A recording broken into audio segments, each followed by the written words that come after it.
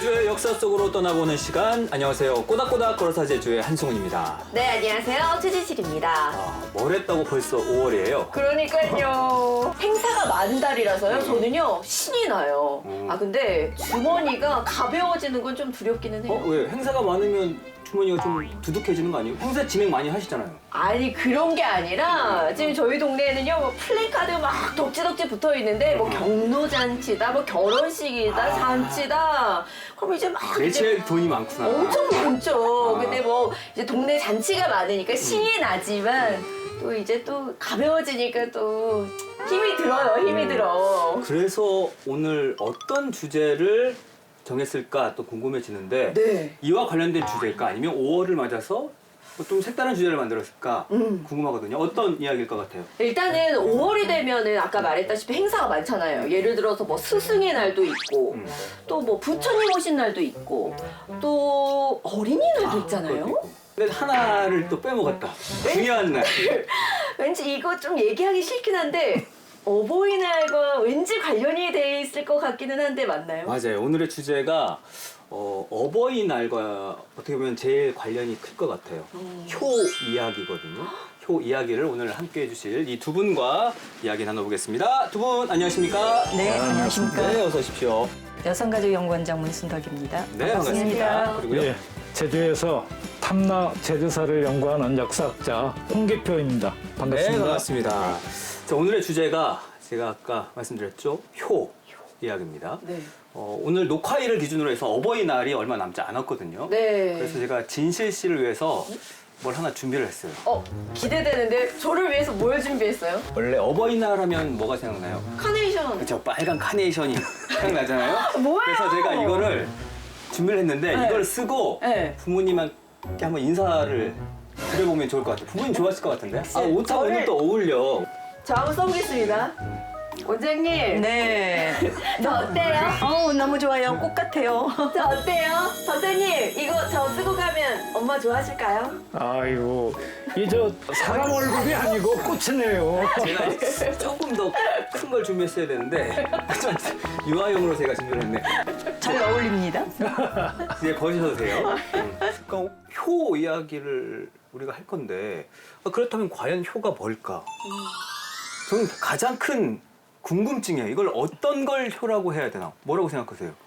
저 오늘 아침에 저희 동생이 저보고 효녀가 아니라 효년이라고 하더라고요. 이 얘기를 방송에 쓸 수 있을지 모르겠지만 이제 일을 너무 열심히 하다 보니까 이제 결혼을 아직 안 했잖아요. 이제 부모님 아무리 공부를 열심히 해도 이제 혼인을 하지 않으니까 이제 그런 걱정을 이제 끼쳐드리는 거에 대해서 좀 죄송한 마음인데 이 노래가 갑자기 생각이 나요. 있을 때 잘해 후회하지 말고. 그래서 부모님께 그거 하나 못 해드리는 게 조금 좀 마음에 걸리는 것 같아요. 있을 때 잘해 후회하지 말고. 네. 이거는 부모님께서 진실 씨한테 얘기하는 거 아니에요?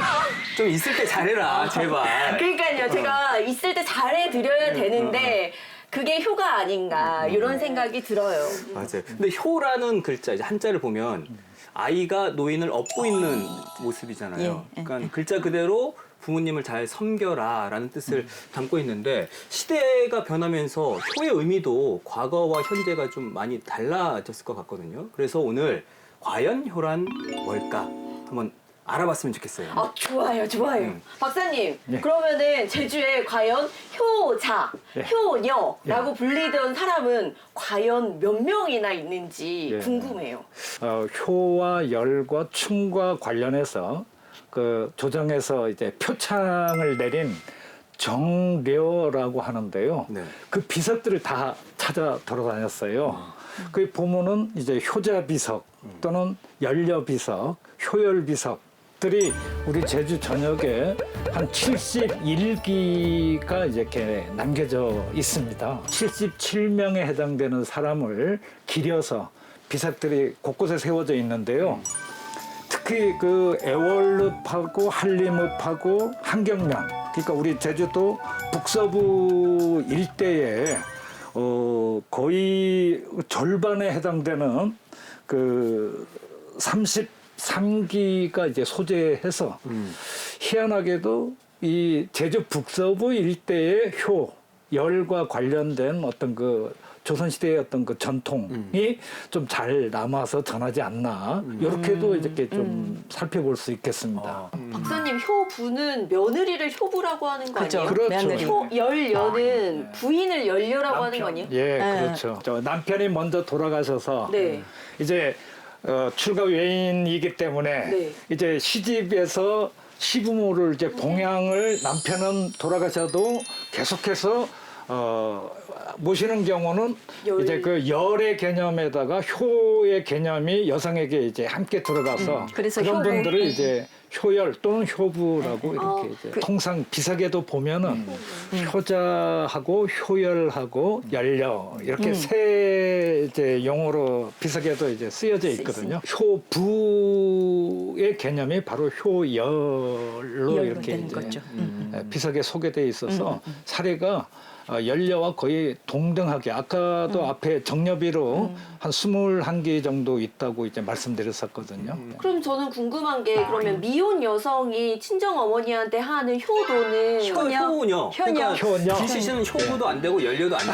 그러니까 여기 왜 아무것도 없는 게 지금 내가 짜맞추려고 해. 맞아요. 그래서 아니 왜 그러냐 하면은 우리가 기록에 있는 것들은 그 이제 효자 아들이 앞에서 아까 뭐 단지 수열이니 이런 것들은 아들이 주로 했으니까 그 효자라는 용어를 쓰고 근데 그 효자 중에 광령리하고 고성리 그 전설에 보면은 자기가 그들은 결혼하지 않았어요. 결혼을 하면 자기 가정만을 위해서 부모님을 봉양을 잘 못할까 봐서 평생을 독신으로 살면서 그 효자인 경우도 있거든요. 근데 효녀는 결혼하지 않고 그 노부모를 봉양하기 위해서 끝까지 살아남아서 결혼하지 않은 사례들은 좀 드물고 우리는 독신 여성이 부모님을 봉양하기 위해서 결혼을 하지 않았다 그러면 그를 막 칭송하진 않아요. 결혼하지 않은 거에 대한 효녀도 안 되겠는데. 결혼하지 않은 거에 대한 비판을 하지. 그러니까 기록에 보면 그 효녀라는 단어는 결혼해서 결국 효부가 효부하고 맞먹는다. 그렇게 생각을 하면 될 것 같아요. 그럼 그러니까 섭섭해하지 마세요. 그러니까 결혼을 해야 그래서 뭘 해, 그러니까 효도를 해야. 효도를 해야 뭐가 되는 거군요. 그러니까 원장님. 효부할 때 부자가 이제 그 지엄이 부자거든요. 며느리를 이야기하는 지엄이 부니까. 근데 제가 알기로는 그 임금님의 표창을 받게 되면 육제 경우에는 대문에다가 빨간 칠을 칠하는 걸로 알고 있는데 홍살문이죠. 제주에는 그런 게 없었네요. 그렇죠. 제주에는 좀 홍살문보다는 그 마을 입구라든가 아니면은 이제 집 앞에 특히 마을 입구에 그 비석을 세워서 이렇게 지나가는 사람이 이렇게 이제 그 경의를 표하도록 하고 아 효자를 배출한 또는 열녀를 배출한 마을이구나라고 그 마을에 대한 이미지를 강조할 때 이렇게 비석들이 많이 세워지거든요.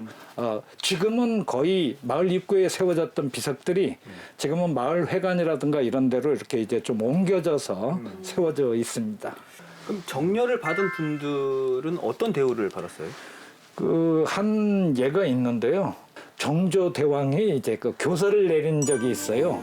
그 교서의 내용에 보면은 그들의 효와 춤과 관련된 일화를 글로 지어서 마을 곳곳에 전파하고 그 다음에 말을 타고 그 지역을 지나갈 때는 꼭 목례로 이렇게 경의를 표하라라고 정조 임금의 교서 속에 그 내용이 이제 실려 있고요.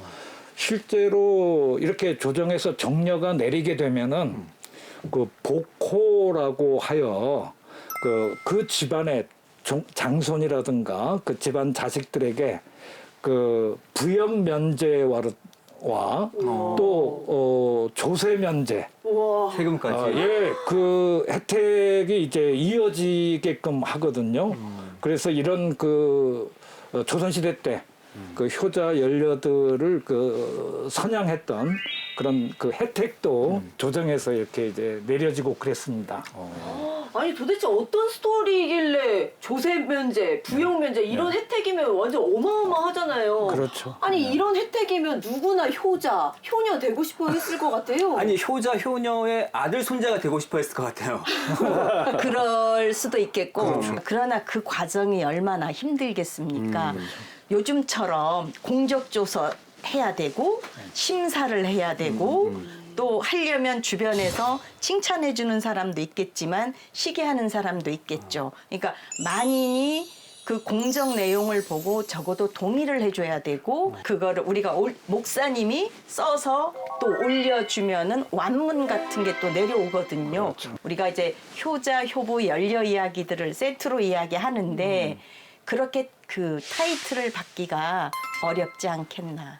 그러니까 더 가치가 있고 받으려고 또 노력을 하지 않았을까 그런 생각을 합니다. 아니 신청한 사람들을 다 인정해 줘버리면 왜냐하면 종손들이 지금 병역도 면제가 되는 거고 조세도 면제가 되는 거니까 그럼 군사수도 줄어들게 되는 거고 이제 재정도 줄어들게 되니까 맞아요. 쉽게 해줄 수는 없을 것 없을 같아요. 것 같아. 그러니까 이제 유형이 다른 거죠. 어떤 거는 복호, 어떤 거는 면천, 어떤 거는 쌀매가 많이 하는 상품으로 준다든지 하는 그 등급이 우리도 왜 장관상, 국무총리상 하듯이 그렇게 다 그 단계들이 있었겠죠. 네. 네. 그러면 제주에 알려진 효자, 효녀들은 다 정려비가 있는 거예요? 아니 비석으로 있는 경우도 있고 그다음 문헌 기록에로만 남아 있는 경우도 있고 아까 홍 박사님이 다 조사하니까 71기가 있었다 예. 그러는데 그 저도 이거 한번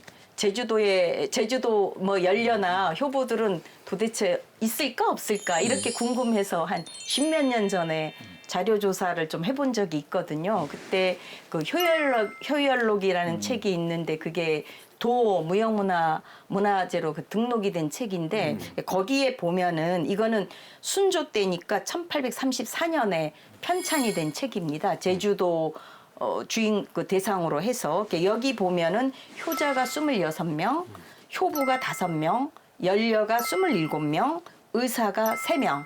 그래서 61명의 행적이 다 이제 기록이 되어 있어서 저는 이제 그거에 준해서 효자애가 어떤 사람이고 효부는 어떤 사람이고 연려는 어떤 일을 했기에 우리가 연려라고 칭하고 비석도 내려줬나 하는 이제 그런 것들을 좀 본 적이 있습니다. 그렇다면 박사님 제주도에서 최초로 효자라고 기록된 예. 사람은 누구예요? 그 제주의 효자 또는 연려와 관련해서 문헌상 처음으로 전하는 자료는 그 동국여지 승람이라고 있습니다. 1481년 그 조선전기 이제 성종 때 편찬된 책인데요.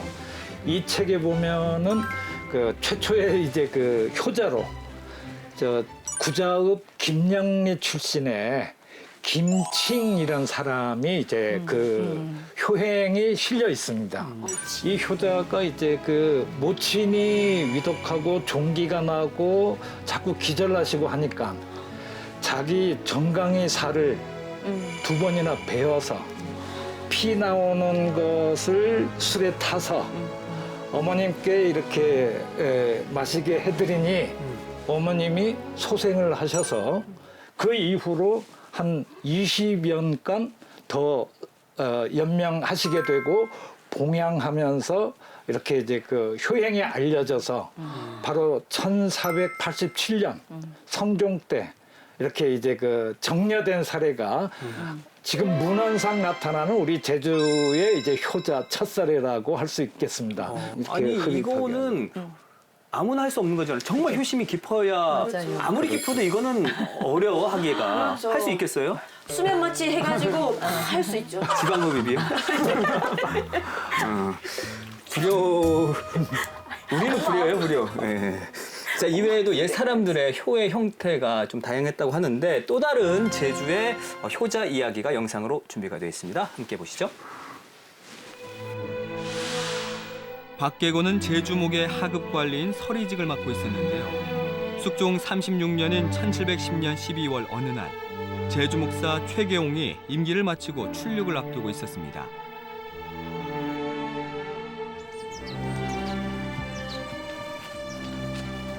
어이 대곤이 예, 무슨 일입니까요? 이번에 목사께서 임기가 끝나 무트로 나가셔야 하는데 자네가 좀 같이 가줘야겠네. 예?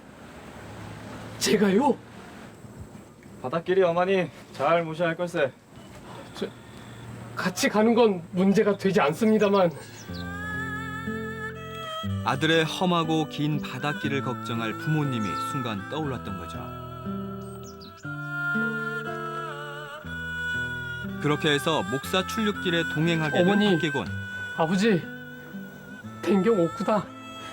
아이고 어떤 게 꼭 이런 때 목사께서 가셨시니게 물대로 방은 파당 셀 땐디. 아유 우리 어머니 보라 또 젖드는 거. 걱정하지 맙소. 확 갔다 올 거나니. 지일이라부난 가지 말랜도 하지 못하고 해여간이 저 바닥 맹신맹 댕겨 와야 한다. 응? 예 알았소다. 걔는 나 걱정 마랑 잘 계십소예.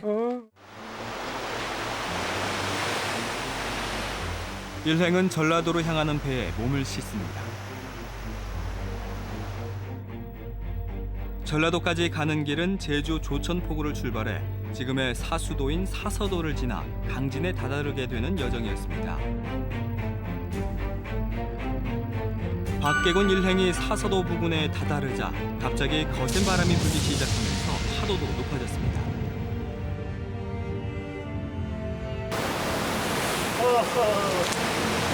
어찌 날씨가 모양이란 말이냐. 나으리 꼭 잡으십시오. 이놈이 이곳을 몇 번 지나갔는데 꼭 이곳에 이르러서는 날씨가 이 모양이 됩니다요. 곧 지나갈 테니 안심하십시오. 하지만 바다의 거센 날씨는 잦아들 줄 모르고 순간 배는 뒤집히고 맙니다. 얼마나 지났을까? 나으리 결국 박계곤 나으리! 일행이 타고 있던 나으리! 배는 파도에 정신 차리십시오, 부서져 나으리! 버렸고 두 나으리! 사람은 사서도에 표류하게 됩니다. 여기가 어디더냐?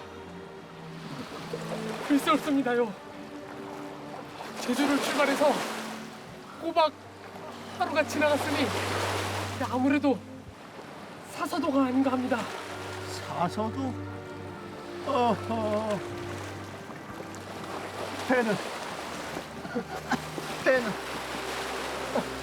배는 어찌 되었느냐? 배는 파도의 산산조각이나 남은 거라고는 나무 조각 뿐입니다요. 어이.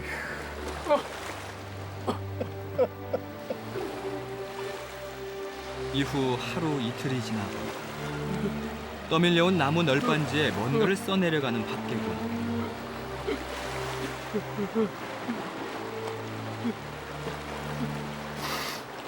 그의 눈에서는 하염없이 눈물만 흘러나오는데요.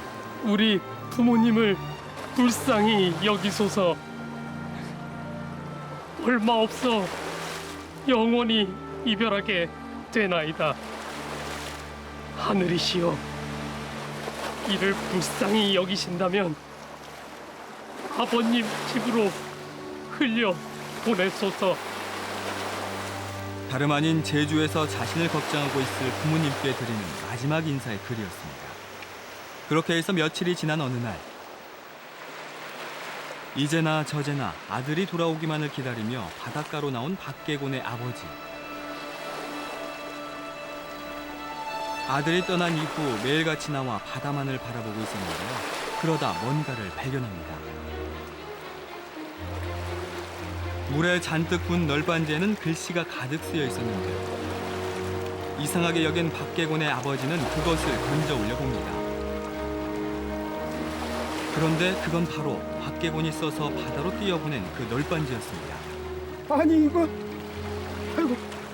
아이고 우리 개고니가 쓴 게 분명하네. 아이고 어떡하니 바닥에 빠진 게 분명하네. 개고니가 나신디 보낸 거라. 아이고 박계곤의 아버지는 널빤지를 들고 그 길로 관할을 찾아갔습니다. 한편 신임 목사 역시 최교홍 목사가 무사히 바다를 건너갔다는 소식만을 기다리고 있었는데요. 사또 이것 좀 보십시오. 곧새 바닥에 갔다냐 이걸 발견하신 뒤 함행에도 전임 목사를 수행한 우리 아들신디 무슨 문제가 생긴 것 담수다. 무슨 말이냐? 차근차근 하려라. 우선 이것부터 좀 보십시오. 박계곤의 아버지는 바다에서 주운 널빤지를 목사에게 보여줍니다. 그걸 본 백시구 제주목사. 아니 이건? 그런데 이게 어디 있었단 말이냐? 제 아들놈이 최계용 목사 나리를 모시고 바다를 건너싸운데 돌아오지 않아 바다에다가 이제나 저제나 기다리다 보니 그 널판지가 떠오지 뭡니까요? 오호, 이는 필시 조난을 당했다는 건데. 아니 그럼 최계용 목사께서도 맞습니다요. 그러니 어서 빨리 배를 보내 구해 주십시오, 사또. 그나저나 이들이 지금 어디에 있단 말이냐? 아마도 사서도 부근일 것입니다. 그 부근 바닥이 원체 세어서 지금처럼 난파되는 일이 잦다고 들었습니다요, 사또. 여봐라. 예. 당장 빠른 배 세 척을 띄워 최계용 목사가 간 길을 뒤따라가서 생존자들을 구하도록 하여라.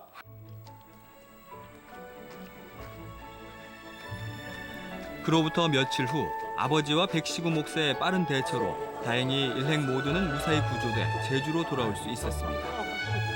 이걸 보고 사람들은 평소 박계곤의 효행이 지극해 하늘이 감동한 것이라 입을 모았다고 합니다. 와, 이거 진짜 실화예요? 아니, 저 바다가 얼마나 넓은데 그 판자가 어떻게 고향 앞바다로 떠내려와요? 글씨도 안 지워진 것도 신기해요, 저는. 그러니까. 아니, 효성이 지극해서 하늘이 감동한 거네요. 맞아요. 그러니까 우리가 오늘날의 시각으로 보면 이루어질 수 없는 일들이 이게 우리가 조선시대 이야기, 주인공들의 이야기니까 기록으로 남아있는 것이고 일부는 구정되는 것이어서 믿는 거죠. 근데 이제 지성이면 감천이라는 말을 쓰는데 아까 예를 들어 우리가 오늘날로 생각하면 자식이 특히 제주도는 먼 길을 떠나면 배가 풍파될 확률이 더 높았었거든요. 그러니까 자식이 생사를 모르는데 그래도 널판지에 글을 써서 그게 우리 부모님한테 제가 어디에 살아있다라는 거를 알려주십시오라고 하늘에 기도를 해서 돌아온 거니까 이게 정말 효자라고 전 생각이 들어요. 또 어떤 모습의 효들이 있었을까요, 네. 그 당시에? 아까 그 홍 박사님이 이제 김칭 이야기 했는데 자료들을 보면 그 효자들이 한 효행이 그 어떻든 가난한 집안에 부모님을 굶기지 않고 맛있는 음식을 구해다가 들여서 봉양을 했다. 두 번째는 중병에 걸렸는데 치료법이 없지 않습니까? 그러니까 이약저약해도 안 되니까 자신의 손가락을 잘라서 피를 부모님께 입에 넣어드렸다. 아까 그 김칭은 술에 타드렸다 했는데 하나의 기록을 보면은 미음에 타서 드렸다. 막 그냥 먹지 못해서 그런 것 같아요. 근데 여러 자료들은 보면 대부분 손가락을 쪄서 피를 입안에 넣어드렸다. 그러니까 뭐 며칠을 더 연맹했다. 몇 년을 살았다는 그 단지 수혈 사례들이 제일 많거든요. 그 효자의 역할 중에 보면. 그리고 또 어떤 효자는 부모님이 이제 중병에 걸리니까 아침마다 가서 요를 따뜻한지 안 한지 요도 걷어보시고 어떤 분은 이 위기 상황이 어떻게 닥칠지 모르니까 2년 동안 항상 온 매무새를 단정히 해서 언제나 그 준비 자세로 있고 또 그 부모가 이제 그 용변을 보면 이걸 보면서 건강 상태가 어떤지 이렇게 체크도 하고 우리가 건변 예. 우리가 그 부모가 자식 것만 보는 게 아니고 자식도 부모의 것을 봐서 건강 상태가 어땠는지를 보는 거니까 우리가 오늘날의 개념과 비교는 안 되겠지만 어떻든 그 효자의 행위는 당대 시대에 자기가 할 수 있는 만큼을 한 거거든요. 그러니까 이런 이야기 들으면서 하면 그 옛날 이야기야. 나하고는 무관해. 이렇게 생각할 게 아니고 조선시대 그 시절에는 그렇게 했지만 그럼 지금 2020년대 들어와서 내 수준에서 내가 할 수 있는 효도의 방법은 뭔가 어디까지 할 수 있지? 전 이렇게 생각을 하면 좀 좋겠습니다. 자, 다시 효자 박계곤의 이야기로 돌아와서 어떤 이유로 해서 박계곤이 사람을 모아서 한양으로 떠났다고 하거든요. 과연 어떤 이유에서일까요? 1720년 6월 이때는 조선 19대 왕인 숙종이 승하한 때죠.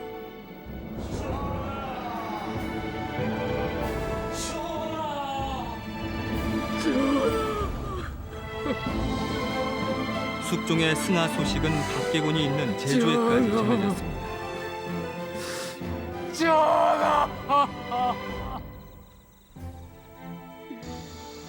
숙종 임금의 승하 소식을 접한 박계곤. 그는 직접 임금의 묘를 조성하는 일인 능역에 참가하기로 마음을 먹고 역군 30명을 데리고 한양으로 향합니다. 당시 박계곤이 지은 노래는 대만 민회 천안이란 제목의 노래인데요. 그 내용을 보면 선대왕의 성덕을 머리에 이고 싶었는데 뜻밖의 명릉에서 일하게 되었네. 가련타 제주 백성의 외로움이여 천리를 멀다 않고 살릉의 일터로 왔네. 슬프다 선대왕의 승하하심이여 누가 우리를 가련히 여기고 아껴줄까. 엎드려 하늘에서 내려보시길 비오니 만백성을 대신하여 우리 임금님 돌보소서.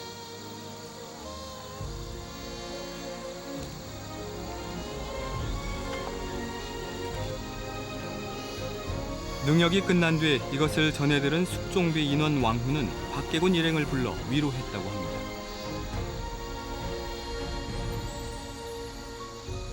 선대왕이 너희 섬 백성들을 지극히 걱정하시더니 너희들이 나라의 은혜를 잊지 않고 산과 바다를 건너와서 능소에 나가 일을 하기에 이르렀구나. 또 임금께 바치는 물건까지 마련하여 왔으니 마음씀이 가상하다.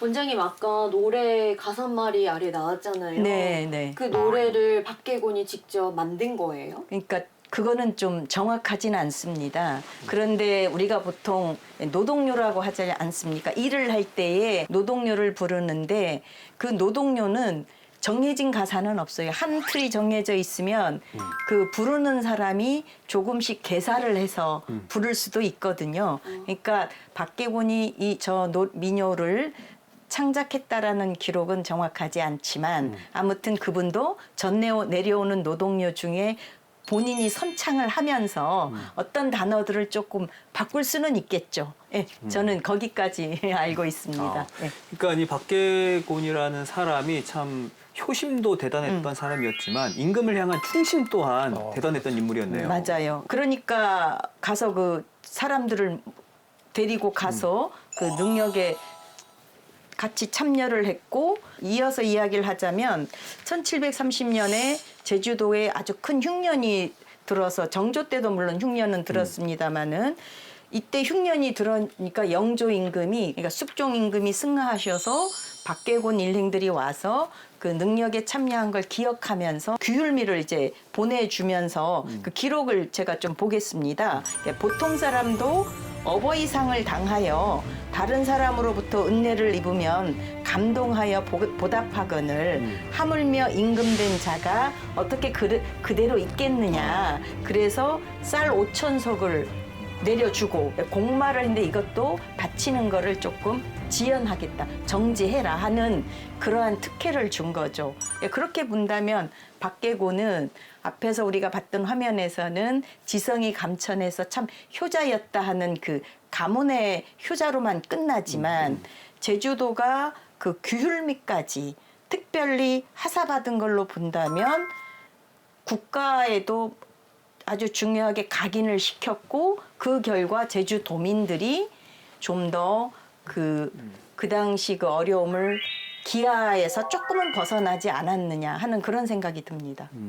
의외로 한양에 일부러 많이 갔던 사람 같아요. 부모님 곁을 좀 많이 떠났던 것 같은데.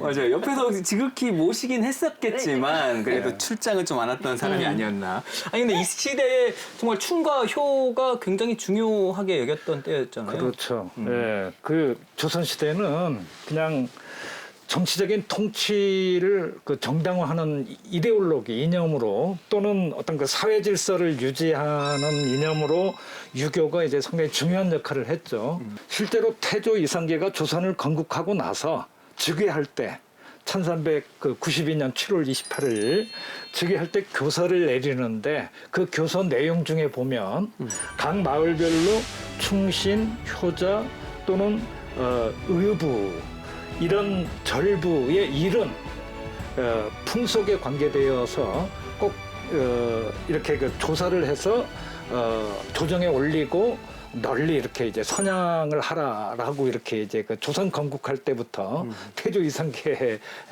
언급으로 이렇게 전달이 되고요. 그래서 이 조선 사회는 뭐 건국에서부터 이렇게 그 집안에서의 효행 그리고 또 나라의 이제 그 충 뭐 이런 것들이 이렇게 자연스럽게 연결되면서 강조되어졌던 사회라고 이제 볼 수 있겠습니다. 네. 지금까지는 또 이제 효자 박계곤을 이제 이야기를 했잖아요. 이제부터는 이제 저와 같은 이제 효녀 이야기가 좀 궁금한데. 효녀였어요?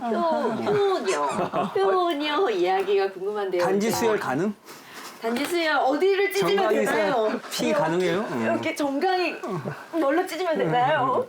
아니 이렇게 저기 제주에 효녀 또 많이 있었잖아요.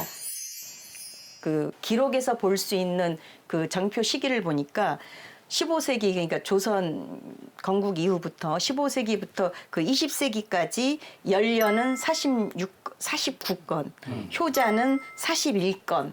이거는 이제 그 기록에 있는 것만이고 그 이후에 또 문헌들이 각 집안의 문헌들이 나오니까 거기 있거나 또 다 우리가 기록이 됐지만 제가 다 찾지 못한 것까지 보면은 더 많겠죠. 그러면 제주의 대표적인 인물 누가 있었어요? 박씨 삼정문이라고 하거든요. 아까 박계곤은 앞에서도 우리가 누누이 이야기했듯이 충과 효가 가져된 것이고 그 다음에 그 딸인 박씨 부인도 남편이 돌아가시니까 3년상을 지내고 나서 평생 수절을 했고 근데 이제 그 동네에 살던 고소락이라는 그 여성이 있었는데 그 박씨 부인이 전행을 듣고 찾아와서 내가 당신이 전행이 높으니 당신의 물종 그 물을 길어다 주는 물종으로라도 해서 당신을 좀 섬기고 싶습니다. 무지 간청을 해가지고 너 아니다 결혼도 해야 된다 해도 무지 간청을 해서 같이 그 살아서 한 60세 넘을 때까지 그렇게 살았다고 하거든요. 독신으로. 네. 고소락은 이제 머리가 위로 상고머리처럼 되어 있어서 고소락이라고 하는데 거기를 그래서 충비라는 용어를 써서 박씨 삼정문이라는 것이 이제 세워져 있고 신엄리의 사실 마을의 영광이죠. 이 이야기가 영상으로 준비가 되어 있거든요. 함께 영상으로 만나보시죠.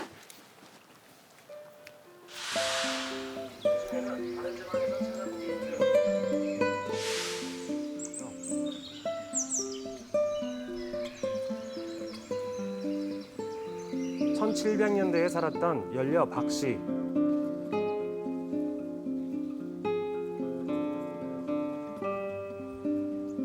연려 박씨 비석과 함께 나란히 서 있는 두 개의 비석 중 유난히 작은 비석이 눈에 띄는데요.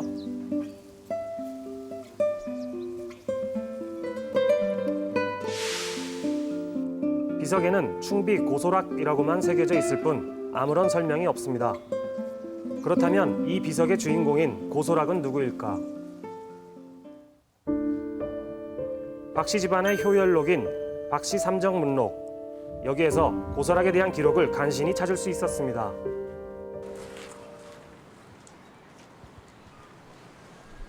남편과 일찍이 사별하고 평생 정절을 지키며 살아가고 있는 박씨 부인. 안녕하십니까? 아니 누구신지요? 오늘부터 저를 마님의 물종으로 써주십시오. 아니 그게 무슨 말이냐? 물종으로 삼아달라니. 마님의 깨끗한 정절에 대해 들었습니다. 깊이 깨달은 바가 있어서 앞으로 마님의 종이 되기로 마음먹었습니다. 안 된다. 나는 그저 옳은 일에 따를 뿐이다. 그런 말을 들을 일이 못 된다. 그리고 물을 기는 일이 얼마나 힘든 일인데. 그리고 내가 생명부지인 너를 어떻게 그런 일을 시키겠느냐. 아닙니다, 마님. 저는 배운 것도 없고 마님처럼 훌륭하신 분들 딸을 엄두도 못 냅죠. 그래도 저 같은 무식한 년들에게도 마님처럼 훌륭하신 분들처럼 되고 싶다는 마음은 있습니다. 마님처럼 훌륭하신 분들 모시면서 향내나는 삶을 살 수 있도록 기회를 주십시오. 울며 간청하는 고소락을 거절하지 못한 박씨 부인. 그날부터 고소락은 박씨 부인의 물종이 됩니다. 혼인도 하지 않고 박씨 부인만을 섬기겠다는 의지로 머리도 올리고요. 그 후 고소락은 60평생을 오로지 박씨 부인 곁만을 지킵니다. 와 진짜 아니 박씨 부인도 박씨 부인인데 고소라고 왜 저렇게 하는 거예요? 왜 저러는 거예요? 그러니까 이제 말씀드렸지만 박씨 부인이 그 이제 수절 과부로 지내거든요. 그리고 이제 아무튼 덕망이 좀 높았던 것 같아요. 우리가 상상을 해보자면 그냥 그런 부인을 모셔서 살고 싶다 했는데 현재의 관점으로 보면 우리가 아무것도 할 수가 없는 것 같아요. 맞아요. 연려 사례와 관련해서 그 재혼을 금지한다든가 이런 사례가 조선시대 때 이제 정해져 있었어요. 그 성종 때, 역시 조선전기 성종 때 1477년 7월인데 과부 재가 금지법 이렇게 이제 제정이 된단 말이죠. 아, 그 전에는 됐었는데 그렇죠. 그 후에는 안 되는. 그렇죠. 고려 시대 때는 전혀 문제가 되지 않았습니다. 이런 과부의 재혼이 아주 당연히 이제 허용이 되었었고 조선 초기까지 이어졌는데 이 과부재가 금지법이라는 게 과부들의 재혼을 이제 금지한다 이런 게 아니고요.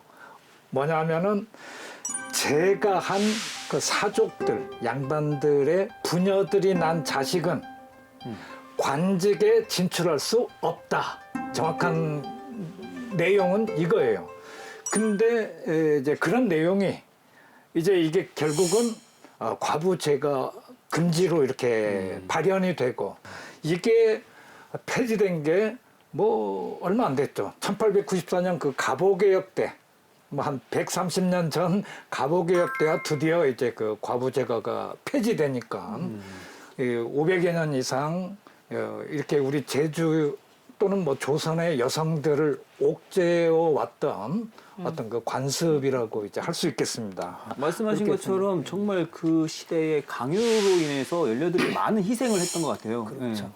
그러니까 이제 우리가 이제 맨 앞에서 이야기한 것처럼 그 정표 제도에 따라 가지고 그러니까 뭐 복호도 있었고 면천도 있고 여러 가지가 있지 않습니까? 그런 베네핏이 있었기 때문에 이걸 더 강요했겠지만 우리가 어쨌든 조선 시대에 이제 이데올로기로 접근을 하는데 그러니까 연려라는 단어 자체는 결혼한 여성이고 상대가 남성이 있는 거거든요. 남성 중심 사회에서 그러면 아까 재가금지법도 있는데 남편이 일찍 사망하거나 뭐 늦게 사망하거나 혼자 남은 여성이 재혼도 하지 못하게 하지만 그 사례들이 어떤 경우냐면 연려의 사례 보면은 정절을 지키기 위해서 남편 따라 바로 죽은 경우 순절, 그 다음에 평생을 잘 지킨 수절, 그 다음에 내가 짝 죽으려고 해보니 이 부모 모실 사람이 없어. 시부모 모실 사람.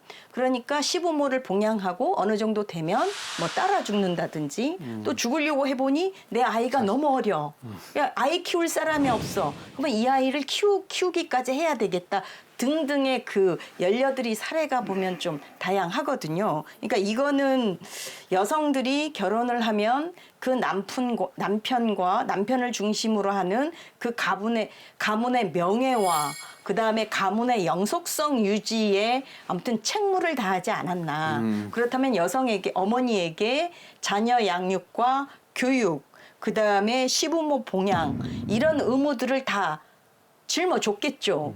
그러니까 집안의 흥망성쇠가 이 며느리인 여성들에게 달려있기 때문에 며느리를 떠받들지 못하니까 이러한 연려와 효부라는 단어로 막 옥죄인 건 아닌가 그런 생각도 좀 해봅니다. 맞아요. 그러니까 효부와 효자 이야기했는데 저는 결혼한 가정인 경우에 아들 혼자 효자는 못하거든요.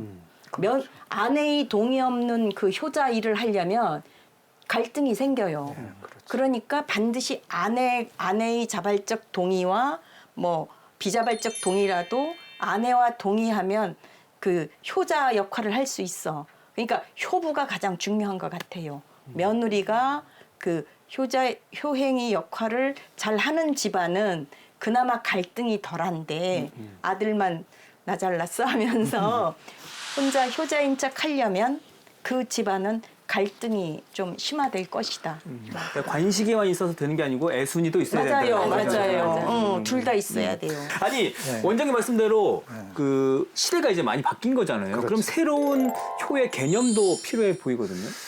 글쎄, 저는 이제 좀 이렇게 한번 접근해 보고 싶어요. 그 예전에 우리가 부모님 돌아가시면 심요살이 3년상이라는 말이 있잖아요. 묘 곁에서 3년 동안 이렇게. 이 그 3년상의 연원이 있습니다. 그 논어 그 양화편에 보면은 공자가 이런 말을 해요. 자생 3년, 그러니까 자식이 태어나서 3년 동안은 연호 면허 부모지회. 부모의 품을 면할 수 없다. 부모의 품 안에서 살아야 된다. 태어나서 갓난에 2살째까지는 애 기저귀 갈아주고 모욕시켜주고 대소변 다 해주고 그 갓난애 뭐 말도 못하는 갓난애를 이제 3년간 부모님이 키워주잖아요. 그다음 뒤에 한 3-4살 되면 부모 품을 이제 떠나도 혼자 스스로 알아서 이렇게 뭐 냉장고에서 문 열어서 뭐 먹을 것도 아이가 찾고 하니까 바로 그 부모의 품에 있을 3년 동안 어린아이 때, 갓난아이 때 그 생각으로 3년상을 지내노라 라고 이제 공자가 얘기를 하는데 저는 그 효의 개념이 그 어떤 그 부모와 자식 간에 그 뭐랄까 좀 어느 한쪽의 일방적인 도리가 아니고 쌍방향이다. 예, 부모가 자식에게 좀 자애로워야 그리고 친해야 그리고 또 자식도 부모에게 효하고 섬기고 따른다라는 이건 어떤 강요된 그리고 또 수직적 의미의 효가 아니라 좀 이런 그 상호 어떤 교류 신뢰의 바탕을 둔 수평적 부모 자식 간의 관계가 앞으로 어떤 그 효를 계속 지속시켜가는 데 있어서 중요하지 않을까 이렇게 또 생각도 됩니다. 네. 자식에게 효만 강요하는 것은 아니죠. 아니겠죠. 네, 맞아요. 네. 원장님은요? 그러니까 이제 전통 사회에서의 지금 우리가 오늘 이야기한 여러 자료들은 사실 전통적인 유교 사회에서의 그 효의 개념이지 않습니까? 그래서 부모와 자식이 그 관계에서 막 의무만 있는 것처럼 보이긴 하는데 그 효의 가치에 대한 시각차도 좀 있을 것 같습니다. 그래서 과거에는 가족 돌봄이었거든요. 가족이 모든 걸 돌봄을 해야 되니 너무 피폐해지잖아요. 질병이 많아지고. 그래서 이거를 사회적 돌봄으로 좀 해달라. 그래서 보험제도들도 있고 요즘은 돌봄기관을 그래서 이용하게 된 거거든요. 이제 사회적 돌봄이 개념으로 왔기 때문에 그 돌봄의 시각으로 과거에는 단순히 효의 시각으로 그 무조건적으로 우리가 부모를 극진히 봉양했다면 지금은 무조건적으로 극진히 봉양해야 된다는 그 의미는 조금씩은 사라지고 있다. 아니 법도 많이 바뀌었잖아요. 네. 그래서 법이 바뀌고 제도가 바뀐 거라고 좀 생각을 합니다. 시대가 변했지만 그래도 부모님을 향한 효만큼은 퇴색되지 말아야 할 인간의 덕목이 맞아. 아닐까라는 생각이 듭니다. 가정의 달이잖아요. 감사해 효, 사랑해 효라고 마음을 전해야 될 것 같아요. 올해 꼭 결혼할게 효도 한번 해보세요. 엄청 좋아하실걸요? 엄마 죄송해 효. 저는 마지막으로 시조를 하나 준비를 해봤습니다. 한번 읊어볼게요. 어버이 살아실제 섬길 일 다하여라. 지나간 후면 애담다 어찌하리. 평생에 고쳐 못할 일이 이뿐인가 하노라. 네, 송강정철이 쓴 글인데요. 진실 씨의 말처럼 이렇게 끝없는 부모님의 사랑에 감사의 인사, 감사의 마음을 전할 수 있는 5월이 됐으면 좋겠습니다. 오늘 함께해 주신 두 분 진심으로 감사드리겠고요. 저희는 다음 이 시간에 또 다른 제주의 역사 이야기 가지고 찾아뵙겠습니다. 모두 고맙습니다. 네, 고맙습니다.